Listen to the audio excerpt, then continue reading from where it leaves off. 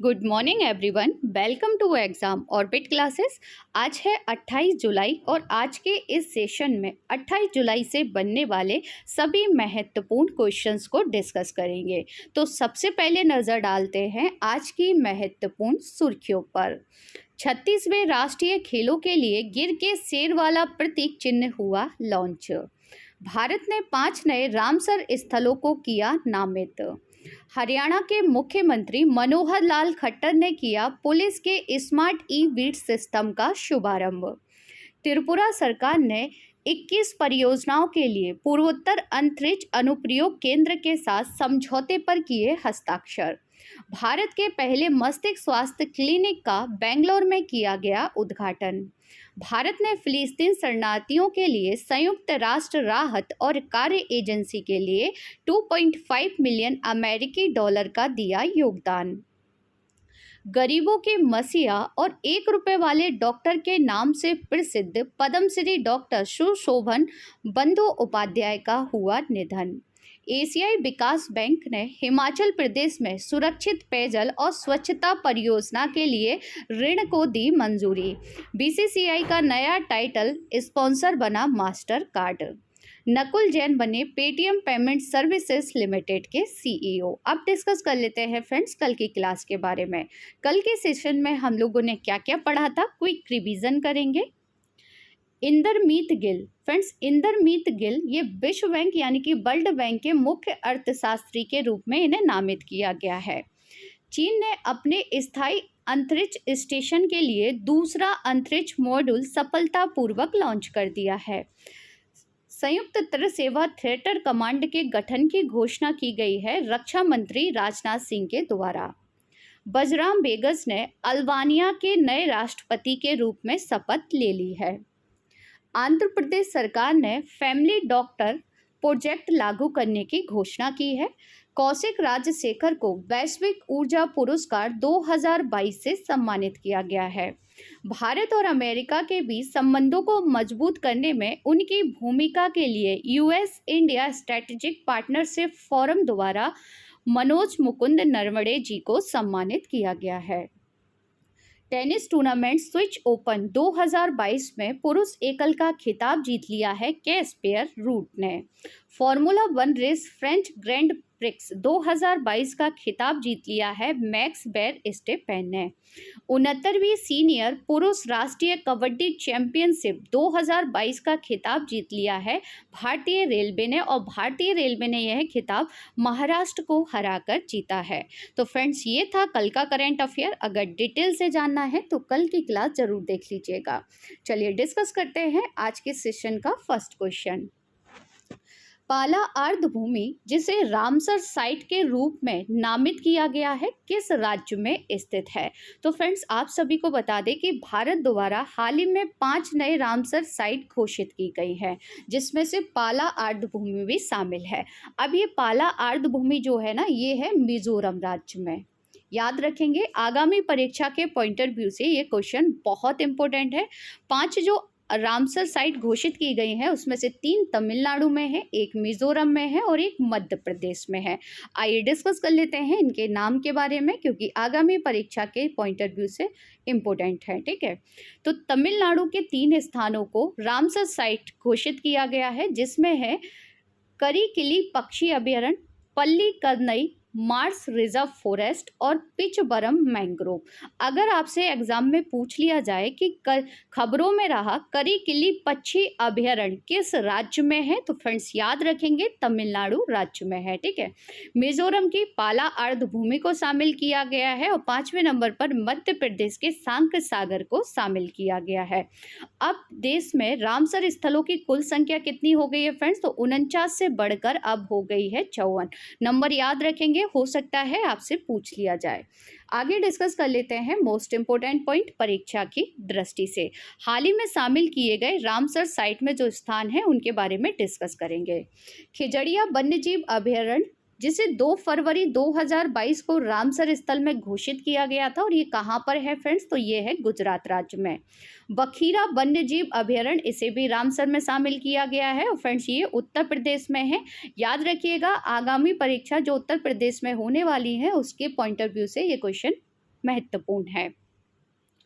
भिंडावास वन्यजीव अभयारण्य ये कहाँ पर है फ्रेंड्स? तो ये हरियाणा में है और इसके बारे में एक पॉइंट आप याद रखेंगे कि हरियाणा की सबसे बड़ी आर्द्रभूमि है और यह मानव निर्मित मीठे पानी की आर्द्रभूमि है। ठीक है, आगे डिस्कस कर लेते हैं। थौल झील वन्यजीव अभयारण्य और बांदवाना आर्द्रभूमि ये कहाँ पर है फ्रेंड्स? तो ये गुजरात में है और इन्हें भी रामसर में शामिल किया गया है।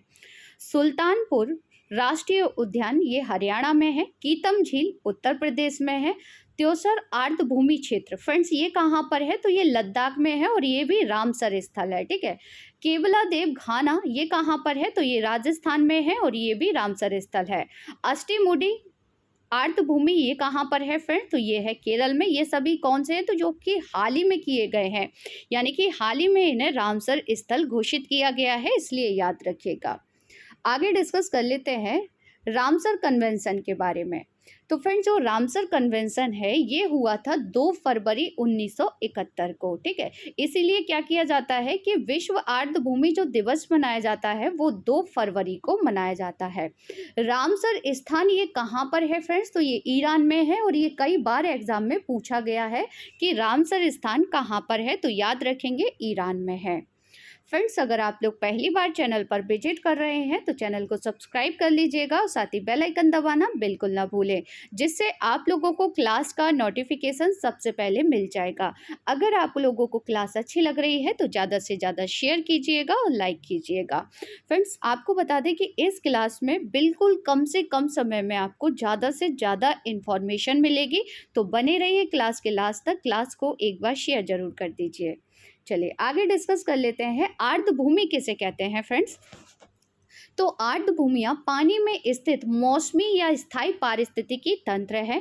इनमें मैंग्रोव, दलदल, नदियां, झीलें, डेल्टा, बाढ़ के मैदान और बाढ़ के जंगल, चावल के खेत, प्रबल भित्तियां, समुद्री क्षेत्र के अलावा मानव निर्मित आर्द्रभूमि कौन कौन सी हैं? जैसे अपशिष्ट जल, उपचार तालाब एवं जलाशय आदि है। ठीक है, अब आप लोगों को कमेंट्स बॉक्स में बताना है कि जो चावल के खेत होते ना फ्रेंड्स, इनसे कौन सी गैस निकलती है। इसका आंसर आप सभी मुझे कमेंट्स बॉक्स में देंगे।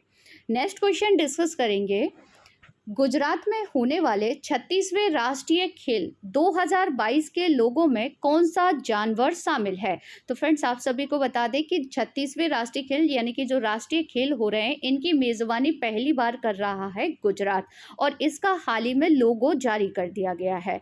और इसके जो लोगो में जो जानवर है वो है सिंह यानी कि लॉयन। जैसा कि लोगो को आप सभी पिक में देख सकते हैं, कुछ इस प्रकार का लोगो है। अन्य ऑप्शंस के बारे में भी डिस्कस कर लेते हैं, जैसे कि ईवा। तो फीफा अंडर 17 महिला विश्व कप जो कि भारत में होने वाला है, इसका लोगो यानी कि शुभंकर क्या है फ्रेंड्स? तो शुभंकर है इसका ईवा। याद रखेंगे ईवा किसका शुभंकर है? तो ये फीफा अंडर 17 महिला विश्व कप का शुभंकर है। धाकड़ किसका था? तो हाल ही में जो हरियाणा में खेलो इंडिया युवा गेम्स हुए हैं ना, उसका शुभंकर था धाकड़। थम्बी किसका शुभंकर है फ्रेंड्स? तो याद रखेंगे 44वां शतरंज ओलंपियाड जो कि कहाँ पर होने वाला है? चेन्नई में होने वाला है। उसका शुभंकर क्या बनाया गया है? तो थम्बी को बनाया गया है। आगे डिस्कस कर लेते हैं राष्ट्रीय खेलों के बारे में। तो याद रखेंगे ये 26वें राष्ट्रीय खेल हैं जिनका आयोजन किया जा रहा है गुजरात में। गुजरात के 6 शहरों में इनका आयोजन होगा, अहमदाबाद, सूरत, भावनगर, राजकोट, बड़ौदा समेत। ठीक है, और जिसमें देश भर से 25,000 से ज़्यादा एथलीट हिस्सा लेंगे। और आयोजन कब होने वाला है? तो 27 सितंबर से 10 अक्टूबर तक ये आयोजित किए जाएंगे। इससे पहले कहाँ हुए थे फ्रेंड्स? तो इससे पहले आयोजन किया गया था 2015 में केरल में। ठीक है, और आप सभी को पता है कि कोविड-19 महामारी के कारण इनका आयोजन नहीं हो पाया था, तो 7 साल के अंतराल बाद गुजरात में राष्ट्रीय खेलों का आयोजन किया जा रहा है। आगे डिस्कस कर लेते हैं कुछ एक्स्ट्रा फैक्ट। तो जैसा कि मैंने अभी आपको बताया कि 44वें शतरंज ओलंपियाड का जो लोगो शुभंकर है, जो कि आप देख सकते हैं पिक में, इसका नाम है फ्रेंड्स थम्बी। ठीक है, हाल ही में शुभंकर जागृति लॉन्च किया गया था। ये किसके द्वारा लॉन्च किया गया था? तो उपभोक्ता मामलों के विभाग द्वारा इसे लॉन्च किया गया था। उपभोक्ताओं को सशक्त बनाने और उनके अधिकारों के बारे में जागरूकता पैदा करने के लिए शुभंकर जागृति को लॉन्च किया गया था। जागृति को आप सभी पिक में देख सकते हैं। आगे डिस्कस कर लेते हैं। टोक्यो पैरा ओलंपिक का शुभंकर सोमाइटी है। खेलो इंडिया युवा गेम्स का धाकड़ है, जैसा कि मैंने अभी आपको बताया। शीतकालीन ओलंपिक 2022 का शुभंकर था बिंग डुएन। टोक्यो ग्रीष्मकालीन ओलंपिक का शुभंकर मिराई टोबा है और अंडर 17 महिला विश्व कप का शुभंकर है ईबा। चलिए नेक्स्ट क्वेश्चन डिस्कस करेंगे। खबरों में रही संयुक्त राष्ट्र राहत एवं कार्य एजेंसी की स्थापना कब की गई है? तो फ्रेंड, जो संयुक्त राष्ट्र राहत एवं कार्य एजेंसी है, इसकी स्थापना हुई थी 1949 में। कब की गई थी फ्रेंड्स? 1949 में की गई थी। ये न्यूज़ में क्यों बनी हुई है, तो डिस्कस कर लेते हैं इसके बारे में। भारत ने फिलिस्तीन शरणार्थियों के लिए संयुक्त राष्ट्र राहत और कार्य एजेंसी के लिए 2.5 मिलियन अमेरिकी डॉलर का योगदान दिया है, इसलिए ये चर्चा में बनी हुई है। अन्य ऑप्शंस के बारे में भी डिस्कस कर लेते हैं फ्रेंड, जैसे कि 1944 में किस किस की स्थापना हुई थी, तो 2 पॉइंट याद रखने हैं। एक वर्ल्ड बैंक के बारे में याद रखना है और एक IMF के बारे में रखना है। यानी कि वर्ल्ड बैंक और IMF की जो स्थापना की गई थी वो 1944 में की गई थी। 1948 में किसकी स्थापना हुई थी, तो WHO की स्थापना की गई थी 7 अप्रैल 1948 को। ठीक है। 1945 में किसकी स्थापना की गई थी, तो 1945 में की गई थी UN की स्थापना। ठीक है, तो ये आप सभी याद रखेंगे। आगे भी डिस्कस कर लेते हैं। सबसे पहले हम लोग जानेंगे संयुक्त राष्ट्र राहत और कार्य एजेंसी के बारे में कि आखिर ये है क्या। तो फ्रेंड, जो संयुक्त राष्ट्र राहत और कार्य एजेंसी है, ये 1949 में एक मानवीय एजेंसी के रूप में गठित की गई थी। ठीक है, यह पूरी तरह से स्वैच्छिक योगदान और दाता देशों से अनुदान के माध्यम से वित्त पोषित है। इसे गाजा पट्टी, West Bank, Jordan, Lebanon, Syria के शरणार्थियों शिविरों में लगभग 5.6 मिलियन फिलिस्तीनियों शरणार्थियों को सुरक्षा और सहायता प्रदान करने का काम सौंपा गया था। फ्रेंड्स, इसका जो हेड क्वार्टर है वो अम्मान और गाजा में है। कहाँ पर है? अम्मान और गाजा में है। आगे डिस्कस कर लेते हैं अन्य जानकारी। जैसा कि मैंने अभी आपको बताया कि वर्ल्ड बैंक की स्थापना 1944, इंटरनेशनल मॉनेटरी फंड यानी कि IMF की स्थापना भी 1944 में हुई थी। संयुक्त राष्ट्र की स्थापना 24 अक्टूबर 1945, WHO की स्थापना 1948 और WTO की स्थापना की गई थी 1995 में। अब आप लोगों के लिए कुछ होमवर्क है जिसका आंसर आप सभी को कमेंट्स बॉक्स में देना है।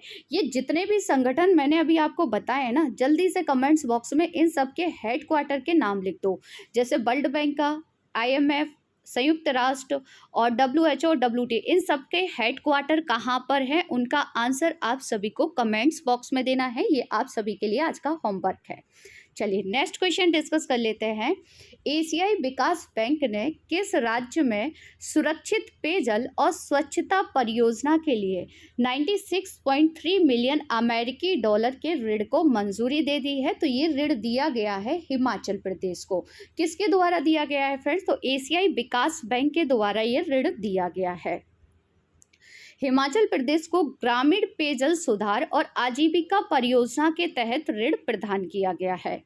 अन्य ऑप्शंस के बारे में भी जान लेते हैं। जैसे कि आप सभी को ज्ञात होगा, हाल ही में बुरहानपुर बहुत चर्चा में रहा था। बुरहानपुर कहाँ पर है फ्रेंड्स? तो बुरहानपुर है मध्य प्रदेश में। और फ्रेंड्स, हर घर जल वाला पहला जिला बन गया है बुरहानपुर, जिसके बारे में हम लोगों ने डिस्कस किया था कुछ समय पहले। ठीक है, अगर आपसे पूछ लिया जाए कि हर घर जल वाला पहला राज्य कौन सा है, तो गोवा है। ठीक है, 24 घंटे पीने का पानी नल से प्राप्त करने वाला पहला शहर बन गया है पुरी। पुरी यानी कि कहाँ पर है? तो उड़ीसा में है। आगे डिस्कस कर लेते हैं एशियाई विकास बैंक के बारे में। तो फ्रेंड, जो एशियाई विकास बैंक है ना, ये एक क्षेत्रीय विकास बैंक है जिसकी स्थापना 19 दिसंबर 1966 को हुई थी। इसका हेडक्वार्टर यानी कि मुख्यालय कहाँ पर है? फिलीपींस में है। अब आप लोग मुझे कमेंट्स बॉक्स में बताइए कि फिलीपींस की कैपिटल यानी कि मनीला में किसका हेडक्वार्टर है? ठीक है, एशियाई विकास बैंक के जो वर्तमान में अध्यक्ष हैं वो असा कावा है। अगला क्वेश्चन देखेंगे, किस राज्य ने उत्तर पूर्व अंतरिक्ष अनुप्रयोगों केंद्र के साथ समझौते ज्ञापन पर हस्ताक्षर कर दिए हैं? तो फ्रेंड्स, इस पर हस्ताक्षर किए गए हैं त्रिपुरा के द्वारा। अब हस्ताक्षर क्यों किए गए हैं, तो आइए डिस्कस कर लेते हैं। प्राकृतिक आपदाओं के लिए पूर्व चेतावनी प्रणाली सहित संसाधन जुटाने और उपयोग के लिए उपग्रह मानचित्रण के लिए समझौते पर हस्ताक्षर किए गए हैं और त्रिपुरा इस समझौते पर हस्ताक्षर करने वाला चौथा राज्य बन गया है। इससे पहले किसने हस्ताक्षर किए हैं? तो असम ने किए हैं, फिर अरुणाचल प्रदेश ने किए हैं, उसके बाद किए गए थे मेघालय के द्वारा। अगर मैं आपसे पूछूं कि जो पूर्वोत्तर अंतरिक्ष अनुप्रयोग केंद्र है इसका मुख्यालय कहाँ पर है ये कहाँ पर है, तो याद रखेंगे ये शिलांग में है। ठीक है, चलिए मैप में आप सभी देख सकते हैं त्रिपुरा की लोकेशन। फ्रेंड्स, ये है त्रिपुरा। त्रिपुरा के बारे में एक ही पॉइंट याद रखिएगा कि भारत का एकमात्र ऐसा कौन सा राज्य है जो तीनों ओर से बांग्लादेश से घिरा हुआ है। फ्रेंड्स, तो याद रखेंगे त्रिपुरा है। ठीक है, त्रिपुरा का जो गठन किया गया था वो 1972 में किया गया था। वर्तमान में सीएम है मणिक शाह, राज्यपाल यानी कि गवर्नर है सत्यदेव नारायण आर्य और राजधानी है अगरतला। अगला क्वेश्चन देखेंगे, पेटीएम पेमेंट सर्विसेज लिमिटेड के नए सीईओ कौन बने हैं? तो फ्रेंड, जो पेटीएम पेमेंट सर्विसेज है इसके नए जो सीईओ बन गए हैं वो बन गए हैं नकुल जैन, जिन्हें आप सभी पिक में देख सकते हैं। अन्य ऑप्शंस के बारे में भी क्विक रिवीजन कर लेते हैं। टेस्ला के सीईओ कौन है फ्रेंड्स? तो याद रखेंगे टेस्ला के सीईओ हैं एलन मस्क। ट्विटर के सीईओ कौन है? पराग अग्रवाल हैं। गूगल के सीईओ प्लस अल्फाबेट के सीईओ कौन है? तो सुंदर पिचाई है। डिस्कस कर लेते हैं पेटीएम के बारे में। तो पेटीएम की स्थापना अगस्त 2010 में हुई थी। वर्तमान में एमडी विजय शेखर शर्मा है और मुख्यालय कहाँ पर है फ्रेंड? तो नोएडा में है। नेक्स्ट क्वेश्चन है, टीम इंडिया का नया स्पॉन्सर किसे बनाया गया है? तो फ्रेंड्स, पेटीएम के बाद अब जो पेटीएम यहाँ से पेटीएम के साथ जो डील हुई थी टीम इंडिया की वो पेटीएम ने रद्द कर दी है और इसके बाद अब जो स्पॉन्सर बनाया गया है वो बनाया गया है मास्टर कार्ड को। किसको बनाया गया है फ्रेंड्स? तो याद रखेंगे मास्टर कार्ड को बनाया गया है। और साथ ही मैं आपको बता दें कि अब भारत में होने वाले सभी घरेलू और इंटरनेशनल मैचों का टाइटल स्पॉन्सर क्या होगा? मास्टर कार्ड ही होगा। आगे डिस्कस कर लेते हैं बीसीसीआई के बारे में। भारतीय क्रिकेट कंट्रोल बोर्ड भारत में क्रिकेट के लिए शासी निकाय है। वर्तमान में जो अध्यक्ष हैं वो सौरभ गांगुली हैं। हेडक्वार्टर मुंबई महाराष्ट्र में है। स्थापना दिसंबर 1928 में की गई थी। और यहाँ पर एक पॉइंट याद रखेंगे कि हाल ही में बीसीसीआई के लोकपाल और नैतिकता अधिकारी के रूप में विनीत सरन को नियुक्त किया गया है। नेक्स्ट क्वेश्चन है, स्मार्ट ई बीट सिस्टम का शुभारंभ किसने किया है? तो फ्रेंड, जो स्मार्ट ई बीट सिस्टम है इसका शुभारंभ किया गया है हरियाणा के सीएम जी के द्वारा, जिन्हें आप सभी पिक में देख सकते हैं। डिस्कस कर लेते हैं कि ये आखिर है क्या। तो गुरुग्राम यानी कि हरियाणा में स्मार्ट पुलिसिंग के प्रयासों के तहत ई बीट सिस्टम की शुरुआत की गई है, जिससे बीट सिस्टम भी डिजिटलाइज हो गया है। यह एक ऐप आधारित सिस्टम है। बीट पर तैनात मोटरसाइकिल राइडर पुलिसकर्मी की हाजिरी भी इस ऐप पर लगेगी और उनकी मॉनिटरिंग भी आसानी से हो सकेगी।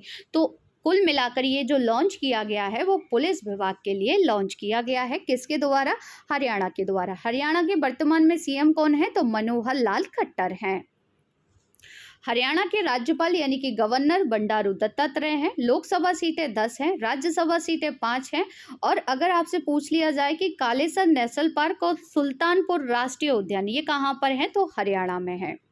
नेक्स्ट क्वेश्चन देखेंगे, भारत के पहले मस्तिष्क स्वास्थ्य क्लिनिक का उद्घाटन किस शहर में किया गया है? तो फ्रेंड्स, भारत का जो पहला मस्तिष्क स्वास्थ्य क्लिनिक बनाया गया है ना, ये बनाया गया है बेंगलोर कर्नाटक में। डिस्कस कर लेते हैं इसके बारे में। तो इसे सामान्य न्यूरोलॉजिकल विकारों वाले रोगियों के निदान, उपचार और अनुवर्ती कार्रवाइयों के लिए लॉन्च किया गया है। जयनगर जनरल अस्पताल में कर्नाटक ब्रेन हेल्थ इनिशिएटिव के तहत क्लिनिक शुरू किया गया है। फ्रेंड्स, इसका उद्देश्य क्या है? तो मस्तिष्क स्वास्थ्य संबंधी समस्याओं के निदान के लिए डॉक्टरों को प्रशिक्षित करना है। आगे डिस्कस कर लेते हैं भारत का पहला latest current affair quick revision. Bharat का पहला 100% लैंडलॉर्ड मॉडल वाला बंदरगाह कौन सा है? जवाहरलाल नेहरू पोर्ट। अदालती मामलों को तेजी से निपटाने के लिए भारत की पहली डिजिटल लोक अदालत किस राज्य में शुरू की गई? राजस्थान में। अपनी इंटरनेट सेवा शुरू करने वाला भारत का पहला राज्य बन गया है केरल। नेक्स्ट क्वेश्चन है, गरीबों के मसीहा और 1 रुपए वाले डॉक्टर के नाम से प्रसिद्ध पद्मश्री डॉक्टर सुशोभन बंदोपाध्याय का कोलकाता में निधन हो गया। इन्हें पद्मश्री से कब सम्मानित किया गया था? तो फ्रेंड, जो डॉक्टर हैं सुशोभन, इन्हें सम्मानित किया गया था 2020 में। और फ्रेंड्स, ये क्वेश्चन बहुत महत्वपूर्ण है, हो सकता है आपसे एग्जाम में पूछ लिया जाए। गरीबों के मसीहा और 1 रुपए वाले डॉक्टर के नाम से ये प्रसिद्ध थे। कहाँ पर? कोलकाता में। 1 रुपए डॉक्टर वाले से आप समझ रहे होंगे कि ये जो इलाज के लिए जो पैसा लेते थे ना, लोगों को चेक करने के लिए, दवाई देने के लिए, तो सिर्फ 1 रुपया इनका खर्चा रहता था। इसलिए काफ़ी न्यूज़ में भी रहे थे और काफ़ी चर्चित भी रहे थे, और इन्हें 2020 में पद्मश्री से सम्मानित किया गया था। साथ ही में याद रखेंगे, सबसे अधिक रोगियों का इलाज करने के लिए इसी वर्ष इनका जो नाम है वो Guinness book of world records में भी दर्ज किया गया था। कहाँ निधन हुआ है? तो कोलकाता में हुआ है। कोलकाता किस नदी के किनारे है? तो हुगली नदी के किनारे है। अब डिस्कस कर लेते हैं टॉप 10 स्टैटिक जीके क्वेश्चन। संयुक्त राष्ट्र खाद्य एवं कृषि संगठन की स्थापना कब हुई थी? 16 अक्टूबर 1945 में। खाद्य एवं कृषि संगठन का मुख्यालय रोम, इटली में है। कुडनकुलम परमाणु ऊर्जा संयंत्र किस देश के सहयोग से लगाया गया था? रसिया के सहयोग से। लौटते हुए मानसून से वर्षा किस तट पर होती है? कोरोमंडल तट पर। कोरोमंडल तट किधर पड़ता है फ्रेंड? तो इधर पड़ता है जी, आपका तमिलनाडु वाला जो एरिया है ना, इसे कोरोमंडल तट के नाम से जाना जाता है। HDFC बैंक का हेडक्वार्टर कहाँ पर है? मुंबई, महाराष्ट्र में है। 10वीं अनुसूची किस संवैधानिक संशोधन द्वारा जोड़ी गई थी? 52वें संवैधानिक संशोधन 1985 में से जोड़ा था। तुजुक ए बाबरी किस भाषा में लिखी गई है? तुर्की भाषा में। भारतीय संविधान के किस आर्टिकल में विधानसभाओं की संरचना के बारे में बताया गया है? आर्टिकल 170 में। विकिरण के सभी प्रकारों अल्फा, बीटा और गामा का पता लगाने और कि माप के लिए प्रयोग किया जाने वाला उपकरण कौन सा है? तो गीगर काउंटर है। नाइट्रोजन की खोज किसके द्वारा की गई थी? डैनियल रदरफोर्ड ने की थी। कल की क्लास में आपसे जो क्वेश्चन पूछे गए थे उनके आंसर देख लेते हैं। दुनिया का सबसे बड़ा क्रिकेट का मैदान का नाम बदलकर क्या रखा गया है? नरेंद्र मोदी स्टेडियम, जो कि कहाँ पर है? गुजरात में। RBI के प्रतीक चिन्ह में कौन सा पेड़ है? ताड़ का पेड़। हमारे सौरमंडल में सबसे छोटा ग्रह कौन सा है? तो बुध है। क्रिकेट का जन्मदाता किसे कहते हैं? इंग्लैंड को कहा जाता है। अब आप लोगों के लिए कुछ क्वेश्चन हैं जिनके आंसर आप सभी को देने हैं कमेंट्स बॉक्स में। पहला क्वेश्चन है, किस शहर को यूनेस्को के क्रिएटिव सिटी नेटवर्क में शामिल किया गया है? पद्मा पुल किस देश में स्थित है जिसका हाल ही में उद्घाटन किया गया था? नेक्स्ट क्वेश्चन है, महात्मा गांधी ने कांग्रेस के केवल एक अधिवेशन की अध्यक्षता की थी, वह अधिवेशन किस स्थान पर आयोजित किया गया था? नेक्स्ट एंड लास्ट क्वेश्चन है, अटक से कटक नामक विजय घोष किससे जुड़ा हुआ है? तो फ्रेंड्स, इन सब के आंसर आप सभी को देने हैं कमेंट्स बॉक्स में। आज की क्लास आप लोगों को कैसी लगी कमेंट्स बॉक्स में ज़रूर बताइएगा। अगर आप लोगों को क्लास अच्छी लगी हो तो क्लास को ज़्यादा से ज़्यादा शेयर ज़रूर कीजिएगा, ठीक है? तो मिलते हैं नेक्स्ट क्लास में, तब तक के लिए थैंक यू सो मच।